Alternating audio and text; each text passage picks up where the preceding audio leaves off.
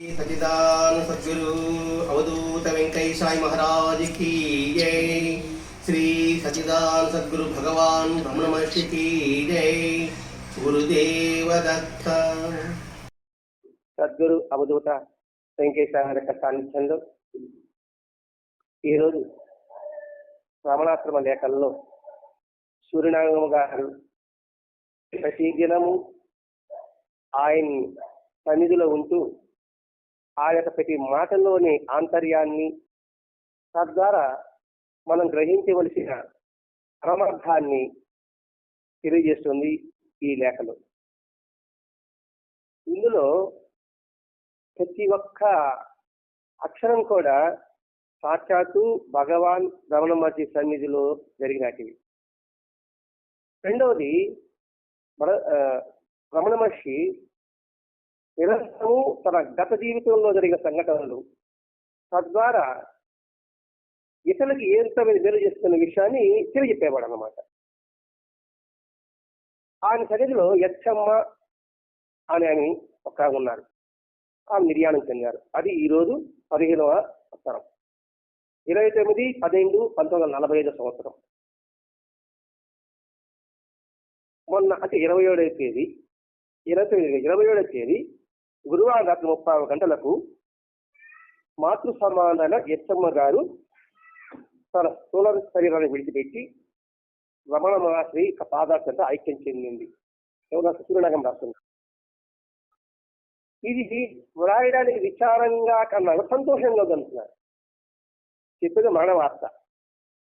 మరణ కొంచెం బాధగా చెప్తారు కదా, కానీ సంతోషంగా సూచించవలసి వస్తుంది. ఏమిటా సంతోషం అనే విషయం ఇప్పుడు రాయబోతుంది. స్వామి చెప్తున్నాడట, నేను ఆశ్రమం దగ్గర మకాం మార్చిన వెనుక, ఎవరు రమణ మహర్షి గారు ఆశ్రమం దగ్గరకి మకాం మార్చిన వెనుక ఆమె ఎప్పుడు ఎవరు యచ్చమ్మనాను నేను బిడ్డలాగా ప్రేమించాను, నన్ను కడతీరసానుకున్నాను, నువ్వు దూరంగా వెళ్ళావు, ఇక చర్చలు మీద సాగనపడడానికి వస్తావు అంతే కదా అని కళ్ళనీరు పర్యంతమైంది భగవాన్ రమణ అనేమాట. నేను బిడ్డలాగా అనుకున్నాను అంటే ఆశ్రమం దూరం గెలిపాడు కదా, అది భిక్షాన్ని తెచ్చి అది కాబట్టి నేను చనిపోయిన తర్వాత వస్తాయేమో అంతే కదా అని ఏడ్చేదట. అట్లాగని దెబ్బని కూడా తెలియకుండా మరణ వార్త నాకు తెలిసింది. ఎవరికి? రమణ మహర్షికి. రాయి వంటి బిడ్డ లక్క వంటి తల్లి అని సామెత ఉంది. రాయి వంటి బిడ్డ చక్కటి లక్క వంటి తల్లిని. నా పట్ల అదే స్థిరమైన నేను విచారిస్తున్నాను అంటే రాయి వంటి బిడ్డ ఎవరు? లక్క వంటి తల్లి అని భావన నాలో ఉంది. నేను బాధపడుతున్నానంటే రమణ చెప్తున్నాడు. ఇక్కడ ఏం జరిగిన సంగతి చెప్పబోతాడు. 20వ తేదీ వదిన నీవు యచ్చమ్మకు బట్టలు ఎత్తి వచ్చి రమణ చెప్తున్నాడు. 20వ తేదీన నీవు అంటే సూర్యనాగమ్మ యచ్చమ్మకు బట్టలు ఇచ్చి, సూర్యనాగమ్మ వాడి వదిన కాదు, మేనల్ని బాగా గతించినందుకు వచ్చిన వారికి ఆ వంట చేసి చెప్పారు కదా. 25వ తేదీ వదిన ఈమె యచ్చమ్మకి బట్టలు ఇచ్చి వచ్చి వాడి మేనల్లుడి యొక్క భార్య చనిపోతే ఆమె వంట చేసి మీరు చెప్పారు. యచ్చమ్మ మేనల్లుడి భార్య చనిపోతే దానికి కారణం యచ్చమ్మ వంటని చేస్తున్నారు. ఆ సాయంత్రమే ఆమె లేవలేక దాహాన్ని నీళ్ళు అడిగారట. అవి తాగి మనం లేవలేదట. మేనల్లుడు మేనకోడలు తప్ప మిగతా వాళ్ళంతా వెళ్ళారట ఆమె దగ్గరికి. ఆ మేనకోడు చెప్పినట్టు మరణ క్రమం రాస్తున్నాను. అంటే ఆమె చనిపోయేటప్పుడు ఎలా ఉందో వాళ్ళ మేనకోడలు సూర్యనాగమ్మ చెప్పినట్టుగా రాస్తున్నాడు. నీళ్లు తాగిన వెంటనే ఆహారం లోపలికి పోకుండా కాస్త గురకు వచ్చింది. ఆ వార్త రమణ మహర్షి చెప్పారు. 20వ తేదీ చూస్తుంటే బంధువులకి టెలిగ్రామ్ ఇచ్చారు. ఎవరికి? యచ్చమ్మకి. అంత మైకంలో ఎవరైనా పిలిస్తే అరపరగా కరిగి గమనించిన జ్యోతి కోపాలకు వెళ్ళిపోయింది. వెనక అతను చెప్పబోతాడు. ఆమె కోమలోకి వెళ్ళిపోయింది. ఆమె కొరకు అలా చూస్తూ ఉంది. చూస్తున్నాడు ఒక ఇల్లాలు ఈ ఎంత మాత్రం తిరుగులో ఉందా చూద్దామనేసి ఈరోజు గట్టి తీసుకెళ్ళాడు రమణ మహర్షి గారు. ఎంత మాత్రం చూద్దామని చేస్తుంటే ఈరోజు భగవాన్ అన్నం పంపలేదే అనేటప్పటికి కోమాలను కళ్ళు తెచ్చింది. అంటే పంపలేదా అని అర్థం. అంటే ఆశ్చర్యంతో కళ్ళు తెరిచేసిందట. వెంటనే పంచాలే అని మేనకుడు అంటే సరే అని తాలోకి మళ్ళీ మైకంలో పడిపోయిందట. దీన్ని బట్టి మనకి ఏమర్థమవుతుంది, ఈ చెప్పడం కోసంగా ఇవన్నీ చెప్పుకుని ఇచ్చాడు. ఎస్సమ్మ రోజు స్వామి వారికి భిక్షామ తీసుకెళ్ళేది. ఒకరోజు ఈ వదిన ఇది వెచ్చని ఇంటికి వెళ్ళాలి కదా, అప్పుడు ఆమె ఏం చేస్తా ఉంది, వంట చేస్తా ఉంది. పక్కన సాయంకాలానికి ఆమె దత్తు చేసి పడిపోయింది.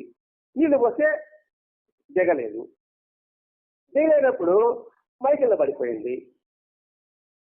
మైకిల్లో పడి చెత్త చెరువు ఉందరా అనుకునేసి ఈరోజు తెచ్చాడు స్వామి పంపలేదే అని కళ్ళు తెరిచి అని ప్రసాదం చూసింది. అయ్యి ఎందుకు పంపలేదా, పంపలేకపోయాని అని వాళ్ళు చేసిన చూసుళ్ళు సరే పంటామని పన్నాడు. సరే సరే అని ఉన్నాడు. అంటే దీని ఘట దీక్ష నిరంతరము తప్పకుండా స్వామికి భిక్షాన్ని తీసుకున్నాడు. అంత బైకుల్లో కూడా భిక్షకి తీసుకువెళ్ళలేదన్నప్పుడు ఆర్తి చూడండి. అంటే తీసుకువెళ్ళాలంటే లేదు తీసుకునేట్టుగా ఉందన్నమాట. అంటే సద్గురు యొక్క సేవలో మన పాత్ర ఎలా ఉండాలి, పైగా ఉదయంలోన నిరంతరమా అంటే కళ్ళు అంటే బాహ్యంగానే ఆయన స్మరించడమా, ఆంతరంగం కూడా స్మరించడం ఉందా లేదా. మనం ఇక్కడ ఉద్దేశం ఏంటంటే పైకి నువ్వు బాబా బాబా అంటున్నావు అని ఆంతరంగంలో కూడా నిజం అంటున్నావా. ఇప్పుడు వెంకయ్య వెంకయ్య అని మనం అనుకుంటున్నాం, ఓంనారా ఆదినా అనుకుంటున్నాం, కాబట్టి ఓంనారా అంటున్నాం, అదే బాబా అంటున్నావు. అక్కడ పిలిచేవాళ్ళు ఉన్నారు కదా, నువ్వు పైకి అంటున్నావు, నిద్రలో కూడా అటువంటి బాబు నీకుందా, నెలకొల ఉంటాడు కదా నిద్రలో అలా ఉందా అంటే ఉందని నిలుస్తుంది. అంటే అలా నిద్రలో కూడా ఉండాలంటే పగలంతా కూడా మెలుకున్న ప్రతి క్షణము మెలుకు చూసినప్పుడు ప్రతి క్షణం ఏ పని చేసినా ఆ సద్గురువే జ్ఞప్తి, ఆ సద్గురు సేవేనే భావన. అలా ఉన్నప్పుడు మాత్రమే అది వీలవుతుంది. ఈ కోమాల గెలిపినప్పుడు శివు దగ్గర ఆ మాట అంటేనే అంతమంది మాట్లాడుతూ ఉన్నారు కదా, అంతమందికి కలుదరలేదు. ఆయనకి భిక్ష తీసుకు వెళ్ళలేదే అంటేనే ఎంత పరితాపం చూడండి, ఎంత ఆర్తి. ఆ ఆర్తి ఎంతటి గొప్ప స్థానాన్ని ఏర్పరుస్తుంది విషయం చెప్తున్నాను. మనం వ్రతాలు అంటున్నాం, దీక్షలు అంటున్నాం అని అనుకుంటున్నాం. ఆ వ్రత దీక్ష యొక్క ఆంతర్యం మనం గుర్తుపెట్టుకోవాలి. ఆ వ్రత దీక్ష అంటే అది కదా. మెలకువలో బాగుండవు చెప్పడం కాదు, కనీసం మెలకువ లేని స్థితిలో కూడా ఆ భావం ఎదుర్కోగలుగుతున్నామా, అది నిజమైన దీక్ష. పోనీ ఇటువంటి దీక్ష ఇవ్వండి. స్వామివారు కూడా, వెంకయ్య స్వామి వారు కూడా చివరిలో కళ్ళు తెరవలేదు, కానీ సంపన్నత్వం, సాధారణత్వం, సద్గురు సేవ ఇవన్నీ చెప్పేవాడు. సత్యము, ధర్మము, ఈ 5 పదాలు వాడేవాడు. కానీ కళ్ళు తెరిచేవాడు అపస్మరస్తులో ఉన్నాడు. అదేంటి, నిరంతరము ఆ భావాన్ని ఇరుకుపెట్టడం కోసంగా ఉన్నారు. పొద్దుకు ముతుంది అన్నాడు వెంకయ్య స్వామి. అంటే అర్థం ఏంటి, మరి శరీరం క్షీణించిపోతుంది అని హెచ్చరిక చేస్తున్నాం అన్నమాట. అంటే నిరంతరము వెంకయ్య స్వామి ఆ స్వరంలో లేకపోతే మనకి పొద్దుకు ముతుందని ఎలా చెప్పగలడు? కళ్ళు తెరవలేదు మళ్ళా. అలాగే సత్యము, ధర్మము, సంపన్నత్వము, సత్యత్వం, సాధారణత్వం ఎలా పదే అనగలడు? ఇది శ్రీశైల చేతుల్లో శ్యామ అనేది పోతే గురంలో కూడా సాయి సాయి సాయి సాయి అని ఇచ్చేదట. అలాగే ఒక మహాత్ముడు ఉన్నాడు. ఆ మహాత్ముడికి నేను మెలుగులోనే భగవంతుడు తాగిస్తున్నా, గురువుని తాగిస్తున్నా, లేకపోతే నా దృష్టి పెట్టినప్పుడు కావచ్చు, నిజంలో కావచ్చు, నేను ఆ స్వరాన్ని మరవకుండా ఉండగలుగుతున్నానా అని పరీక్ష పెట్టుకోవాలనేసి శిష్యులతో ఒక పశువు తాగాడు. ఆ 10 రోజులు ఎలా ఉంటుందంటే తనకు తాను ఏం సార్ తెలియదు, మతి చింపు ఉండదు, మతి తనలో ఉండదు. ఇట్లా చిట్టి పిక్కోవడం, ఇటు పిక్కోవడము, పిచ్చి అలా అలా స్థితి వస్తుందన్నమాట ఆ మందు తాగితే. ఎందుకు సార్ మీకు ఆ మందు అన్నారు? ఆ మందు తాగితే అటువంటి స్థితిలో ఉన్నప్పుడు నేను గురువుని స్మరిస్తున్నానా లేదా అని మీరు నాకు చెప్పాలి అనేసి ఆ మందు తాగేసిన తర్వాత బయట వస్తే పిచ్చి పిచ్చి ఉంటుంది, బతికి నేనేసామన్నాడు. గదిలో ఉన్నప్పుడు నేను అరుస్తూ కూర్చుంటానా అంటే అబ్బా మనం బాధపడుతూ ఉంటానా, లేదా నేను భగవంతుని స్మరిస్తుంటానా, నా గురువుని స్మరిస్తుంటానా అన్న నీకు చెప్పాలన్నాడు. అది అడుగునే వేసిన తర్వాత అతను ఆత్మ పిచ్చిలో కూడా అపస్పర్శలో కూడా గురువుని స్మరిస్తున్నాడట. అందుకని ఇది వ్రతదీక్ష అంటే ఇది కదా. అదొకటి వ్రతదీక్ష అంటే అది కదా. మరణావస్థలో ఉన్నా కూడా కైంకర్యం మరవని ఆ తల్లిని ఏమని పొగడాలి? కైంకర్యం అంటే భగవంతుని నివేదించడం. రోజు భిక్షకు వెళ్ళేది ఆయనకి ఇవ్వడం. గొడవడి వెంకటేశ్వర కూడా గురువురెడ్డి కావచ్చు, నిరంతరం భిక్షానం స్వామి సమాధి అయిన తర్వాత సేవలు పెట్టకుండా నిరంతరం ఆ భిక్షాన్ని అప్పటికి భిక్షాన్ని తీసుకొచ్చి వచ్చేవాడ. ఆయన ఉన్నప్పుడు చేసేది కాదు, శరీరం ఉన్నప్పుడు అందరూ చేస్తాం, శరీరం లేదనుకుంటాం మనం. అందువల్ల ఆయన లేడు కదా అనే భావన ఉంటుంది. కానీ నిజమైన దీక్ష అంటే ఆయన సజీవంగా ఉన్నాడనే భావనతో ఆ భిక్ష తీసుకురావడం. ఇప్పుడు వెంకటేశ్వరుడు కూర్చొని ఉన్నాడంటే అది వెంకటేశ్వరుడు చూడలేదండి, వెంకటేశ్వరుడు ఈ రూపంలో మనం దర్శనిస్తున్నాడనే భావన ఉన్నప్పుడు, నిరంతరం ఆయన సన్నిధికి వెళ్ళాలి వెళ్ళాలనే తపన ఆస్తి ఉన్నప్పుడు అది నిజమైన దీక్ష అవుతుంది, నిజమైన భక్తి అవుతుంది. ఇటువంటి భక్తిని అలవర్చుకోవడం కోసమే ఈ యక్షమ యొక్క నిర్యాణం గురించి మనకి సూర్యనగమ్మ గారు లేఖరాశారు. ఇది ఆనందించే విషయమా, బాధపడిన విషయమా? అది అనేకడు ఇది బాధపడే విషయం కాదు, సంతోషదగిన విషయం అని చెప్పి మొట్టమని చెప్పాడు. సంతోషమే కదా. ఆమె ఆత్మస్థితిలో కూడా కైష్టం చేయాలనేసి ఎంతగా మదనపడుతుంది.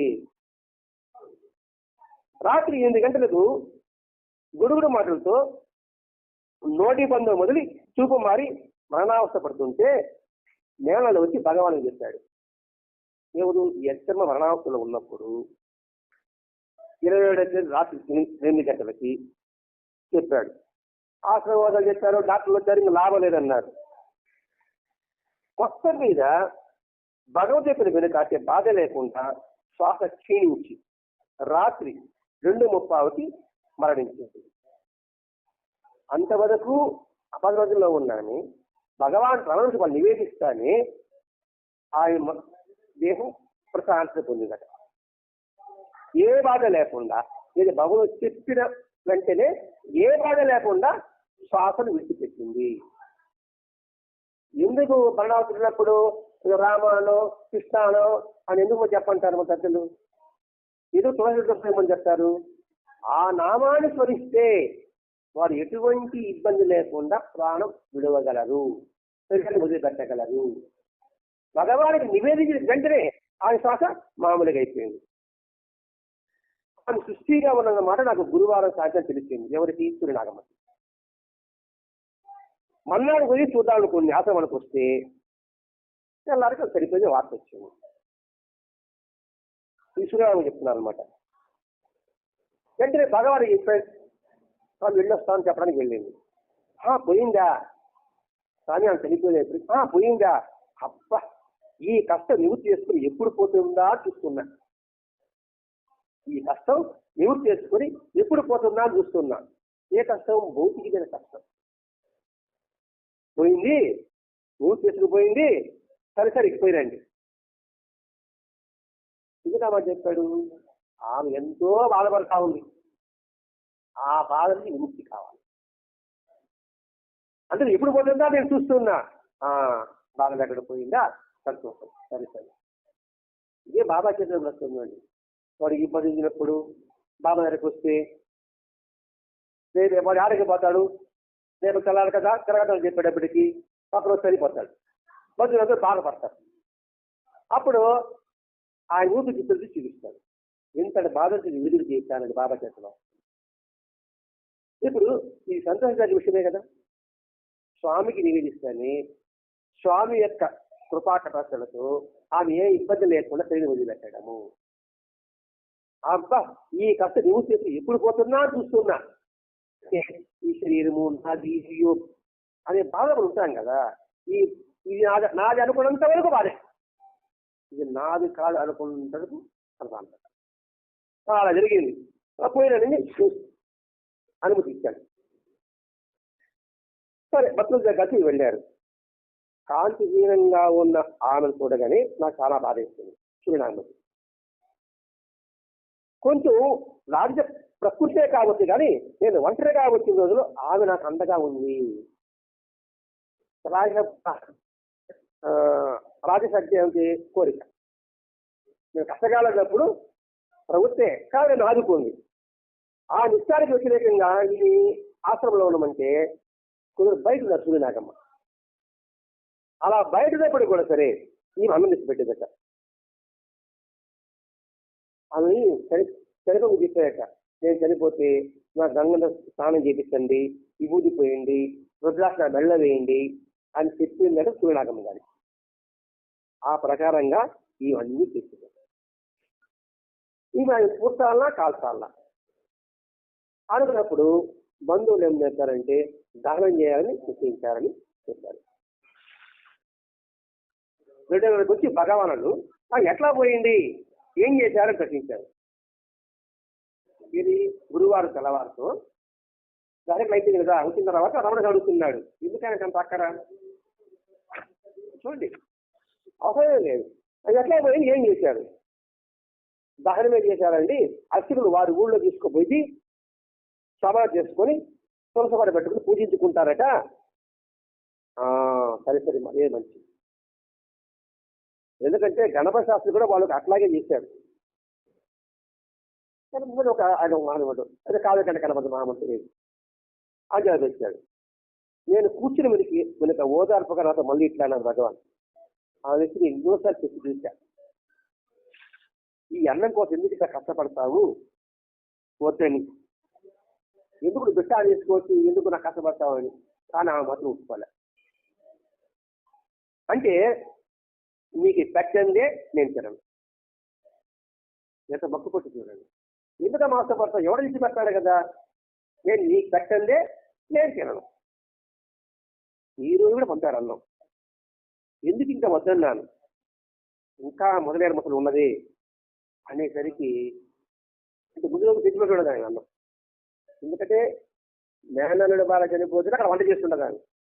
ఆ రోజు సాయంకాలమే ఆమె నీళ్ళు తినలేకపోయింది. అంటే అంతకు ముందు రోజు బుధవారం స్వామివారికి అన్నం తెచ్చిపెట్టుకున్నది. ఎందుకు ఇది అవసరం అంటే ఇప్పుడు నిలిపడింది, ఇంకా ముసలి ఉన్నదే అంటే పక్క రోజు ఆమె కళ్ళు మీద పెట్టారు. ఈ మాట చెప్పేసి నాకు బియ్యం వచ్చింది. ఎందుకు అనిపించింది దానికి, స్వామి వారికి ఇంత పట్ల ప్రేమ ఉందా, స్వామి పెట్టకుండా నేను తినను అని చివరి శ్వాస వరకు కూడా ఉంటుందా. దీన్ని బట్టి మనం అర్థం చేసుకోవాలి. మనం అనుభవించే ప్రతి ఒక్కటి కూడా భగవంతుడికి నివేదించాలని చివరి శ్వాస వరకు దృఢంగా ఉంచుకోవడానికి ఎంత మేరకు ప్రయత్నం చేయాలో అంత మేరకు ప్రయత్నం చేయాలి. అర్థమే అనుకుంటాను. ఎందుకు ఈ సంఘటన వచ్చిందంటే ఆయన పెట్టకుండా తినకూడదు, తినలేదు. అందుకే మనకి బాబాయ్ గారు కాకమనికి ఒక బుద్ధ అన్నం పెట్టమన్నాడు. ఆకలి కొన్న వాడికి అన్నం పెట్టని వెంకటేశాన్ని చెప్పాడు. ఆకలి కొన్న వాడిని చెప్పి మనిషిని చెప్పలే వెంకటేశాన్ని. అన్ని జీవులు ఉంటాయి, అన్ని క్రికెట్ గాదులు ఉంటాయి, వాటికి అన్నం పెట్టంటారా, బాగా తినేవాడికి అన్నం, మా ఉండేవాడికి అన్నం పెట్టామని ఆయన లెక్క. అంటే దీని కష్టం నువ్వు మనం చేసే ప్రతి కార్యక్రమం చర్యలు భగవంతుడిగా నివేదించడమే. మనం ఏది అనుభవించకూడదు. అది ఎప్పుడు చివరి శ్వాస ఉన్నంత వరకు మనం పెడుతుంటున్నాం. బాబా అన్నం పెట్టమన్నాడని మొదట పెడుతున్నాం. నిజంగా బాబుతో పెడుతున్నామా, చట్టాలు పెడుతున్నామా, లేదా సినిమా జీవితం మనసు పెడుతున్నామా? సరే అట్లాగే పెట్టాం, చివరి ముద్ద పెట్టగలుగుతాం. ఆ విధంగా అంటాడు మాస్టర్ గారు. ఈ మధ్యలో ఎన్ని మాటలు ఉంటుంది, అది బాగుందనో ఇది బాగాలేదనో, ఉప్పు తక్కువనో ఎక్కువనో, తీరా ఉందనో పుల్లగా ఉందనో, ఈ మాటలో నీకు భగవతత్వం ఎక్కడ ఉంటుంది మీకు ఇక్కడ? అంటే ఎందుకు ఏంటంటే ప్రయత్నం మానద్దు, విజయం కోసం పరిగెత్తబాక, ప్రయత్నించి ఆ విజయం నీ వెంట పరిగెత్తుంది. మధ్యలో ఈ స్కూల్ పిల్లలు చెప్పండి, సఫలపడబాక, నువ్వు ప్రయత్నించి ఆ విజయంలో నీ వెంట పరిగెత్తుందని. అట్లాగే ఈ విషయంలో నువ్వు ప్రయత్నం మాత్రం ఆపొద్దు. ఇంకా నిరంతరము భగవంతుడికి నివేదించినదే నేను ఏది స్వీకరించను. అట్లా కళ్ళలో కనబడలేదు అనుకుంటున్నాం, ఉదయపురం భగవంతుల ప్రసాదం నీకు ప్రసాదం అని భావించినప్పుడు కూడా నైవేద్యం పెడుతున్నాము, ఇలా ఇలా అంటున్నాము అనుకుంటున్నాడా? భావం నేను సమర్పిస్తున్నాను, మీరు స్వీకరించు, నువ్వు స్వీకరించాలి. పూజ చేస్తున్నాము, స్నానం చేయిస్తున్నాము, అంతే మానసిక పూజే కదా. బాహ్యంగా మన సమస్యలు ఏమీ లేదు. ఆ భావాన్ని నిలుపుకోవాల్సిన అవసరం ఉంది. అందుకని నాకు దుఃఖం వచ్చింది అంటే చివరి శ్వాసన వరకు కూడా ఆమె దీక్ష ఎలా ఉంది ఆ ఎత్తమ్మది. ఏదైనా ఆ ఎత్తమ్మ నాకు పెట్టినప్పుడు అది నేను తినకుంటే ఆమె పాపం వచ్చింది. ఇది తలుచుకుంటాను మళ్ళా. స్వామియే కాదు, నాకు కూడా ఆమె పెట్టేది తినకపోతే ఆ పాపం తెస్తుంది, నేను తినకపోతే ఆమె ఎందుకు పాపం? అప్పటికీ ఆమె కళ్ళు నీళ్ళతో నిండిపోయినాయట. ఎవరికి సూర్యనాగమూర్తి అవునవును అంటూ భగవాన్ టాపిక్ మార్చాడు. అని ఏడస్తా కూర్చున్నది ఇది చెప్తాడినప్పటికీ అవునవును అని టాపిక్ మార్చాడు. 35 నుంచి స్వామికి పట్టుకుంటా తాను తిరన్న బెటదీసుకు భగవాన్ అనుగ్రహమే రక్షగా భగవదారాధన చేసిన భక్తురాలి ఇహ జీవితం అంతరించింది. ఆయన ఎంతగా సఫలం చెప్పండి. ఇదే వెంకటాంతలో పోలిరెడ్డి స్వామి ఉంటే ఆయనకి ఎక్క ఆకుకూరలు ఇచ్చి ఆయనకి పెట్టందే ఉండేవాడు కాదు. ఏదో ఆకుకూర చేస్తాడు, ఆయనకి నివేదన చేసేవాడు. అది వెట దీక్ష. ఒకసారి స్వామి ఊళ్ళో లేడు, బయట నిరుడు విన్నాడు. ఆ సమయంలో అది చనిపోయాడు గొలగమూళ్ళలో. ఇక్కడ ఆయన ఏం చేయాలి, దారిగా చేయాలా, సమాధి చేయాలా, ఏం చేయాలి, మీ అందరూ ఆ భక్తులంతా ఆలోచించి మొదలుపడుతున్నారు. స్వామి లేరే, స్వామి ఉంటే కూడా చేస్తామనేసి. స్వామి లేరే అనుకున్నాడు. అదే సమయంలో వెళ్ళు అనుకున్నాం, సరే మాత్రం పోవాలి అన్నాడు. ఇప్పుడే స్వామి వచ్చారు, పోవాలన్నాడు. పోలెడ్డి వీడు కట్టె వెళ్ళినప్పుడు స్వామి రకం చేయాడు. స్వామి వారి సహస్రాలతో పోలెడ్డి గారిని సమాధి చూసారు. కొలంగూడ వెంకటస్వామి సమాధి, పోలెడ్డి సమాధి, అక్కడ 3 సమాధులు. అది వెట దీక్ష. అంటే ఈ వెట దీక్ష మరి దీక్షలు ఎందుకు చెప్పుకుంటామంటే, మనం చేసే పూజ అనుకుందాం, పారాయణ అనుకుందాం, గుడికి వెళ్ళడం అనుకుందాం, నామస్మరణ అనుకుందాం, చివరి వరకు అది నిలుపుకోగలుగుతున్నామా? నిలుపుకుంటే భగవద్ ఆరాధనకి, భగవంతుడి పీఠపానికి మనం అసలు కాగలము. ఇప్పుడు భగవంతుని ఆరాధన చేసిన ఆ భక్తురాలి జీవితం శాశ్వతమైందా లేదా? ఇటు పోలేటి జీవితం కావచ్చు, ఇటు సత్యమ జీవితం కూడా కావచ్చు. మరొక ఉద్దేశం ఏమంటే 27వ తేదీ సాయంకాలం పారాయణం పూర్తి అంటే రోజు పారాయణ చేసేవారట. భగవాన్ రమణ శాస్త్రంలో ప్రతిరోజు ఏదో పారాయణ ఉంటుంది. అది ఒదిగిన తర్వాత స్వామివారికి నమస్కారం పెట్టండి. లోపలికి వెళ్ళేసరికి స్వామివారు సజేక దీక్షతో జ్ఞానజన్మంగులై చేతులు దార విడిచి, ఫోటో చూడండి ఒకసారి, మామూలుగా ఉంటే పద్మం వేసుకొని చేతికి ఇలా కాకుండా ఇలా మొత్తం వస్తాడు. అతిరాకారంగా అంటే కదలకుండా పద్మాసనంలో కూర్చొని ఉన్నాడు. చూస్తుంటే ఆయన యొక్క ముఖం మినిమిట్లు గొలుపుతున్నాయట. ఆశ్చర్యం అవుతుంది. అంటే ప్రశాంతంగా ఉండేది వింటే రూపంలో కనపడేది ఎలా ఉంటుంది? రమణ మహర్షి యొక్క ముఖం అలా విరిగిపోతుందట. ఆ కీర్తిని సహించలేక నమస్కారం పెట్టి ఎందుకు అలా అని ఆలోచిస్తూ ఇంటికి వచ్చేట. ఆ తర్వాత తెలిసింది, రాత్రి పోయాడంతరం ఇష్టాకు అయిన తర్వాత ఒక స్నేహితులతో ఒకరు వచ్చారు, వీళ్ళ ఇంటికి వచ్చాడట. కృష్ణ లెక్కనే అతను. భగవాన్ అలా అనన్యమసి ఉద్యోగ రూపంలో ఉన్నప్పుడు సాయంత్రం మొదలు ఇప్పటి వరకు ఉన్నారని, దీనికి ఒక గొప్ప కారణం ఉంటుందని అతను చెప్పాడు. ఏమో అనుకున్నారట. నేను ఎత్తమ్మ మరణక్రమం వినడంతో సాయంత్రం 5 గంటల నుంచి 9 గంటల వరకు భగవాను నివేదన వెనుక బాధలన్నీ కూడా అనేక ప్రశాంతంగా జీవనాత్మ ముగించిందని చెప్పారు. స్వామి ఎప్పుడైతే ఆ ధ్యానంలో ఉన్నాడో అక్కడ ఎట్ట మరణావస్థలో బాధపడే ఆమె ప్రశాంతంగా ఆమె కన్ను మూసింది. అంటే ఆ రోజు సాయంకాలం స్వామివారి ముఖం విరిగిపోవడానికి కారణం ఏంటంటే ఇది. అంటే ఆయన సహపాస విముక్తి కోసంగా స్వామివారు రమణ మహర్షి గారు ప్రార్థన చేశారు. అంటే స్వామిని ఆశ్రయించిన వారికి పద్ధతి ప్రసాదిస్తాడు భగవంతుడు.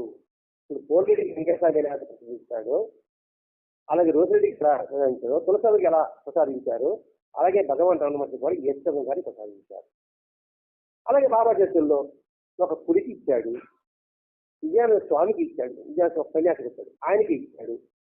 అంటే నిరంతరము భగవంతుని ఆరాధనలో మనం జట్టులో ఉన్నప్పుడు భగవంతుడు మనకు సత్యం ప్రసాదిస్తాడు.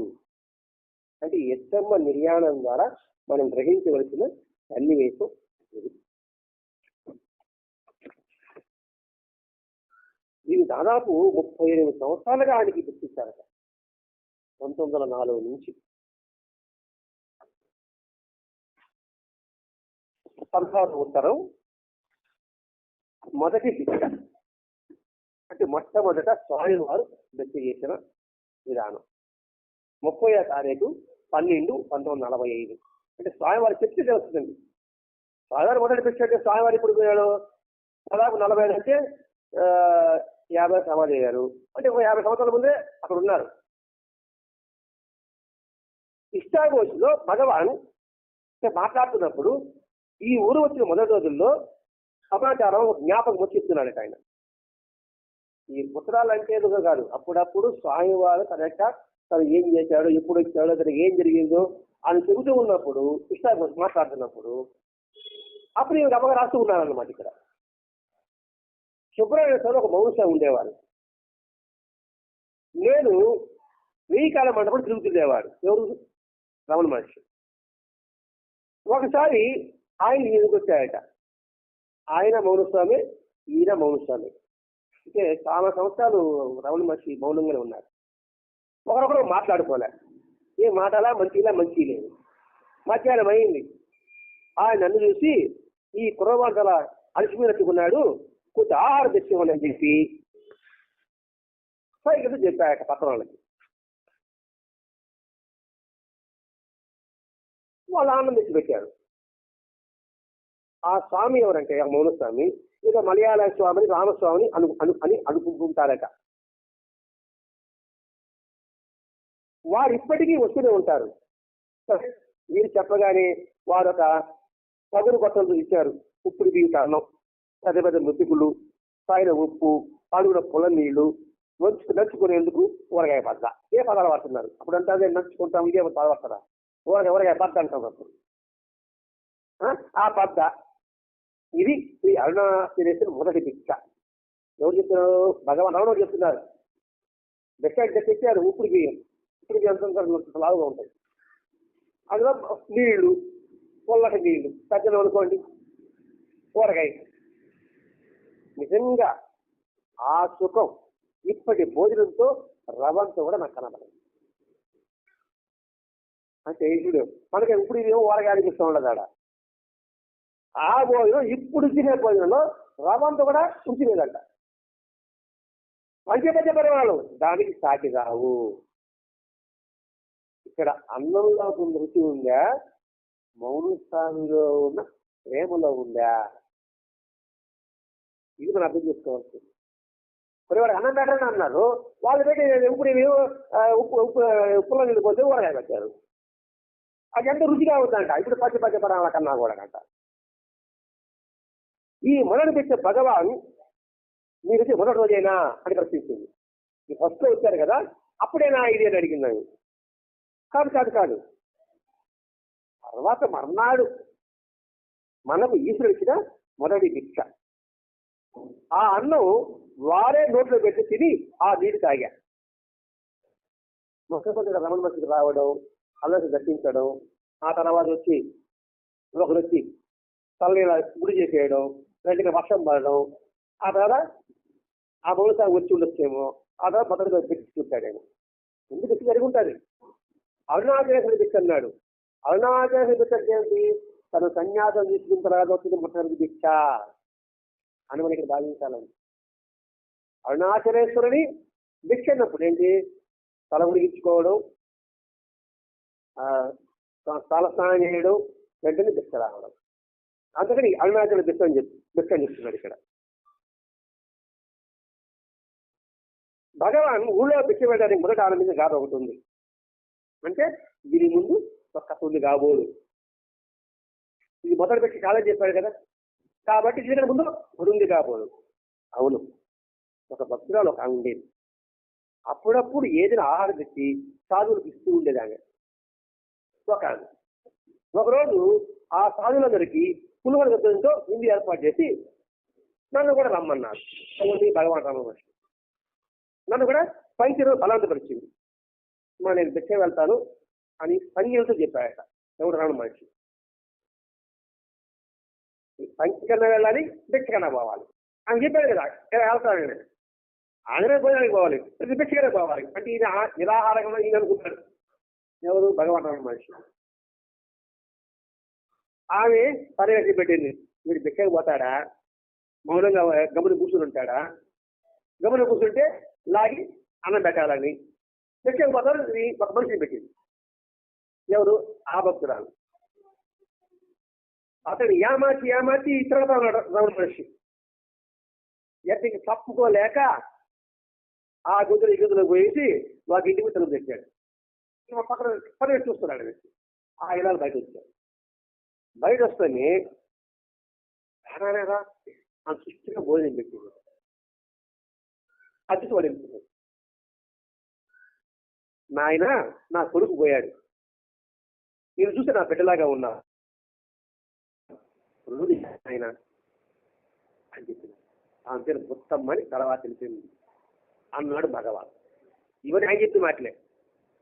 ఆమె పేరు కూడా తర్వాత తెలిసింది. ఆమె పేరు ముత్తమ్మ అని. ఎందుకు ఇవన్నీ చెప్పడం? ఎందుకు చెప్పుకుంటారు? ఎందుకు చెప్తుంది? ఆలోచించండి. మనం అర్థం చేసుకోవాలి. సన్నివేశం ఉత్తరం చేస్తాము ఏదో అని కాదు. ముందు ఉత్తరం లేమో మొట్టమొదటి భిక్ష ఈశ్వరుడు ఇచ్చిన భిక్ష, అంటే ఇక సన్యాసం తీసుకుంటే నాకు వచ్చిన భిక్ష అని చెప్పాడు. రెండో చెప్తున్నాడు, ఒక భక్తురాలు అందుగా ఒక ఎంకవేరే పెట్టింది. నేను నిరాహారంగా ఉన్నానుకున్నాను, కానీ మాకు ఇంతలో చెప్పాను. ఆమె నాకు అన్నం పెట్టింది. నా కొడుకులాగా ఉన్నావు, రోజు ఇలా రావని చెప్పింది, నాకు అన్నం పెట్టింది అని భగవానుడు చెప్పాడు. ఇది మనం చదువుకున్నాం ఈ లెక్కలు, ఈ ఉత్తరంలో. దీంట్లో ఏం అర్థం మనకు అర్థమవుతుంది? ఏ భావం మనం గ్రహించాలి? పొందిన మేరులు పదే చెప్పాలి. ఇది మనం గుర్తుపెట్టుకోవాలి. అంటే భిక్ష పొందాడు కదా, అంటే 10 మందికి పదే చెప్పాలట. ఎవరైనా కీడు చేస్తే మౌనంగా ఉండాలట. కీర్తన పెడదాం. ఈ విషయం రామాయణం రాముడు కూడా చేశాడు. చిన్న గుర్తించడానికి పదే పటాలు జరిగిన తర్వాత ఎవరో ఎంతమంది తన సేవ చేశారో, సహాయం అందించారో అది పదే రాముడు చేశాడు. ఇది మనం ఉపయోగించుకుంటాము. సహాయం చేసేది మర్చిపోతాం. మనం సహాయం చేసి గుర్తుపెట్టుకుంటాం. సహాయం పొందిన అంటే మనకి ఎవరు సహాయం చేసి వాడిని మర్చిపోతాం. కానీ నేను సహాయం చేశానే అది మాత్రం నేను మర్చిపోను. అర్థమైంది లేదు.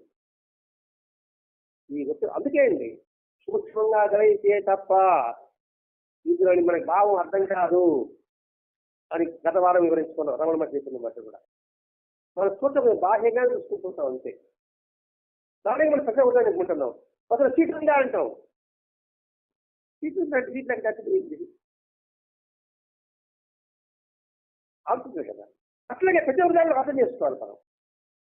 ఇప్పుడు ఎదుటిదారు చూడండి, పొందిన సహాయాన్ని పదే పదే పదే 10 మందికి ఆ సహాయం పొందా, ఆ సహాయం నేను పొందా.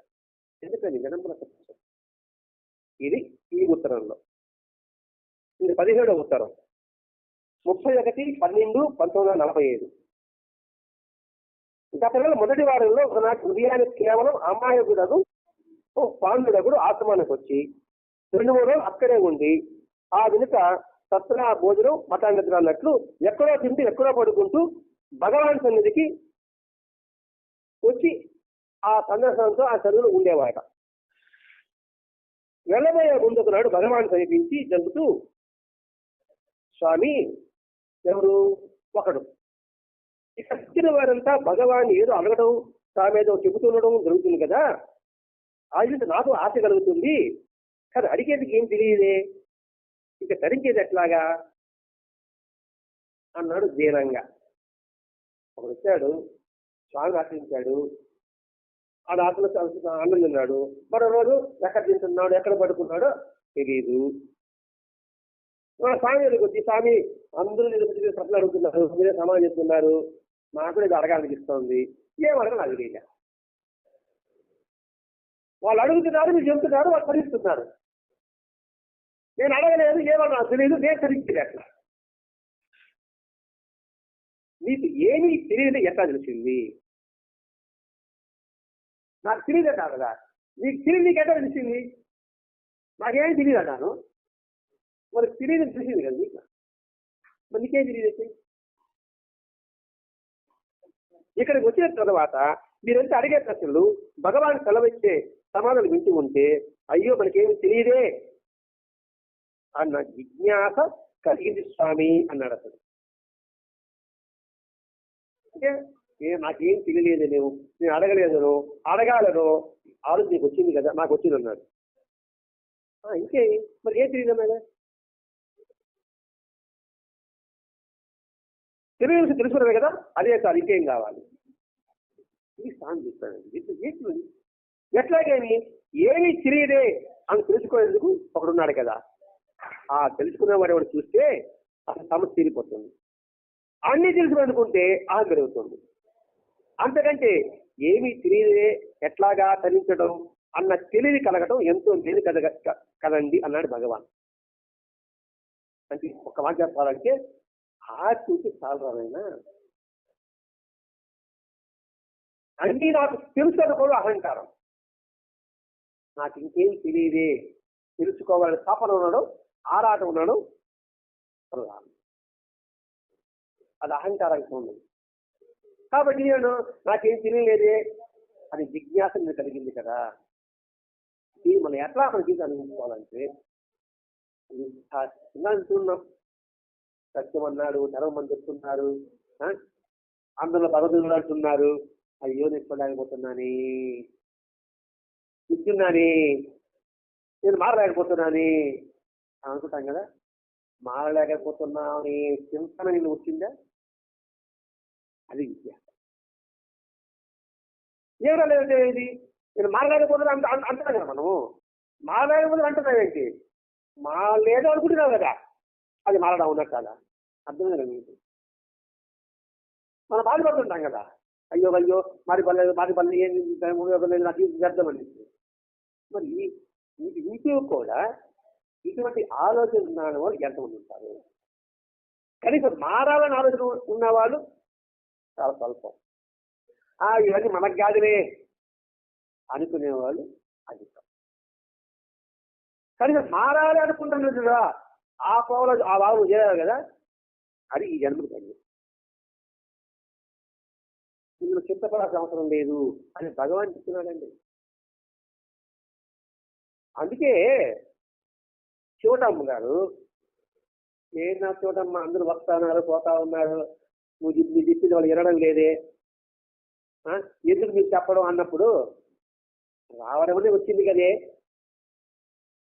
ఇప్పుడు రావాలని వచ్చాయి కదా వాళ్ళ, అది కదా ఎన్నాడో సార్ పక్కన పెట్టు, అది ముందు పాతాగన కొట్టకుండా ఇప్పుడు తల్లిగానే పెట్టిపోయారు కదా. అర్థమైపోతుంది. అంటే అడిగి పెట్టుబడి కూడా పుణ్యం కాస్త పడిపోతుంది. ఆ అడుగు పెట్టి కొంతగా కొన్ని జనం అయిన తర్వాత కొన్ని జనాలకి వెళ్ళి అసలు రేపు మాత్రం కాదు. కొన్ని జనం తర్వాత ఒక అడుగు పెట్టాం కదా వింటామరా అని వినడానికి ప్రయత్నం చేస్తాం. ఆ ఏడా కొన్ని జన్మలైన తర్వాత చెట్టుని అర్థం చేయడానికి ప్రయత్నం చేస్తాం. ఇంకా కొన్ని జన్మలైన తర్వాత దాన్ని గ్రహిస్తాం.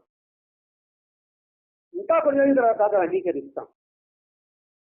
ఇంకా కొన్ని జరిగిన తర్వాత దాన్ని ఆచరణ పెట్టడానికి ప్రయత్నం చేస్తాం. అలా చేయగా నేను పొందుపడిన తర్వాత ఆచరణ మొదలుపెట్టిన తర్వాత అప్పుడు స్వామి వారు ఒక్కసారి అలా కన్ను చూస్తాడట. ఆ కన్నుని చూసిన తర్వాత ఆ ఆచరణని దాన్ని సద్వినియోగం చేసుకునే ప్రయత్నం చేస్తామట. ఆ తర్వాత ఆయన సాధారణ ఆశ్రయిస్తామట. ఆ తర్వాత ఆయన తన కనుక్కుంటాడట. ఈ అసలు నాది కాదండి, లంకిసాన్ చరిత్రలోనే మామిడి పూండికి పురుగు పెడితే ఎలా తట్టుకుని ఓర్చుకోవాలని చెప్పి చూసావా, ఆ పరంపర ఇవన్నీ కూడా. అలాగే భగవాన్ అంటే నాకేం తెలియదంటావే, ఏమీ తెలియదనే తెలుసుకునేవాడు ఒకరు ఉన్నారు కదా అని వస్తున్నాను, అంతకన్నా నీకు ఇంకేం కావాలి, అదే తరింపురా అన్నాడు. అంతటితో వాడు ఆనందపడి తక్కువ. ఈ మనలాంటి వాళ్ళ సమాధానం ఉంది. కాబట్టి నిరాశ నిస్పృహలతో ఏమీ ఉండకూడదు. ఆశ కిరణం ఎప్పుడో మనకు కనిపిస్తుంది. కటికి చీకటిలో మినిగురు విరిగినా కూడా అది మనకి దారి. పెద్ద కష్టం వచ్చినప్పుడు చిన్న ఓదార్పు మాట ఉన్నా కూడా మనకు ఒక దారి. ఆశాకిరణమే మనం చూడాలి. కళ్ళు తెచ్చి కళ్ళపు చూస్తే ఆశాకిరణ కనిపిస్తుంది. మన నేడులో అలాగే పడుకున్నాడు అనుకోండి, ఆశాకిరణ మనకి ఎలా కనిపిస్తుంది? ఇలా జీవితంలో ప్రతి ఒక్కటి కూడా మనకి చేస్తున్నట్టు అర్థమవుతుందండి. దానికి అమెరికాలో నల్లజాతులు ఉన్నాయి. ఇంతకుముందు దానిలో నల్లజాతులు మనకు ఒక డెక్లెస్ అని పేరు అనుకుంటా, నాకు గుర్తుంది. ఫ్రెడరిక్ డెక్లెస్ అతని పేరు.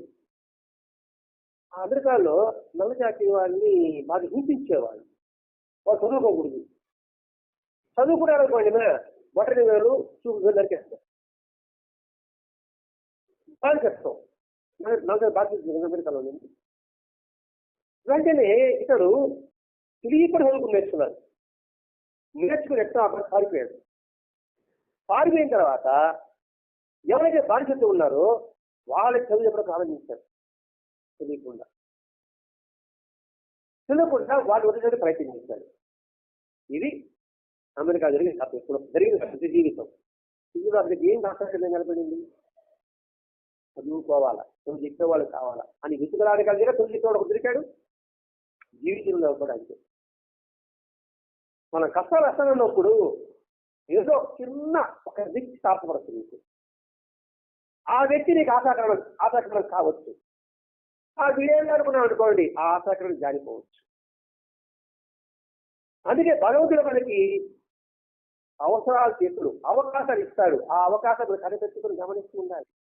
ఏ రూపంలో రావచ్చు. కటికి చీరడు ఉంది, విడుగు రూపంలో వచ్చింది. ఆ విడుగులో నువ్వు దారి వెతుక్కున్నావు, ప్రయాణం సాగించాలి కదా అనే విషయాన్ని మనం ఇక్కడ గుర్తుపెట్టుకోవాలి. అంటే ఒక్కొక్క ఉత్తరంలో మనం గ్రహించి వచ్చింది ఇది. కాబట్టి అందరూ చక్కగా పోయాడు. ఆ భగవద్గీత యొక్క సారాంశం ఆ ఉత్సకుని కన్నా, అంటే అతనికి అర్థమైనా కాకుండా మాతృశ్రీకి మంత్రాక్షరములై ఉదయ గృహలో మారుమోగింది. సుమ అని భక్తుల సుభాగ్యంలో ఒక పద్యం ఆయన వ్యక్తించిందట. తెలివి ఒకంత లేని ఎడ తుత్తుడై కరవంగి సర్వము తెలిసి తినంతో కలిపితను విహరించింది తొల్లి. ఇప్పుడు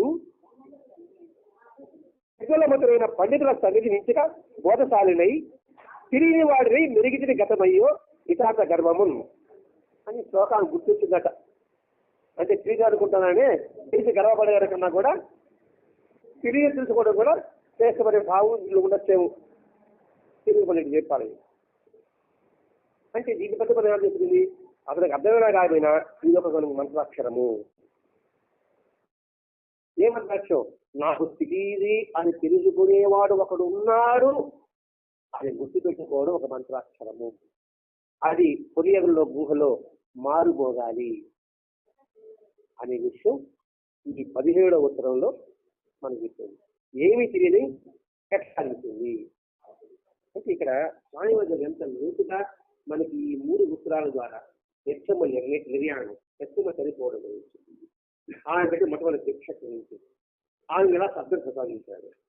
తర్వాత 2వ ఉత్తరంలో మొట్టమొదటి శిక్ష, ఆ తెచ్చిపెట్టిన దాని గురించి పదే పదే స్వామి వారు చెప్పడం.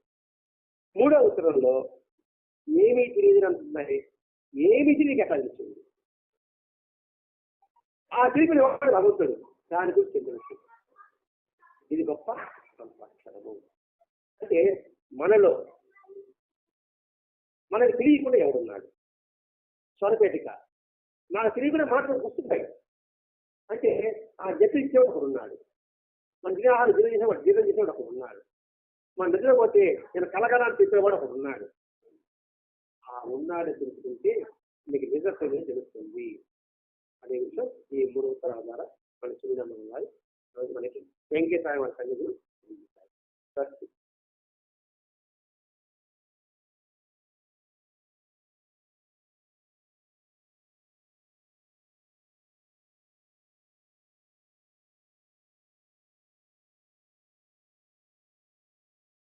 सच्चिदानंद सद्गुरु अवधूत वेंकटेश साई महाराज की जय। श्री सच्चिदानंद सद्गुरु भगवान रमण महर्षि की जय। गुरुदेव दत्त।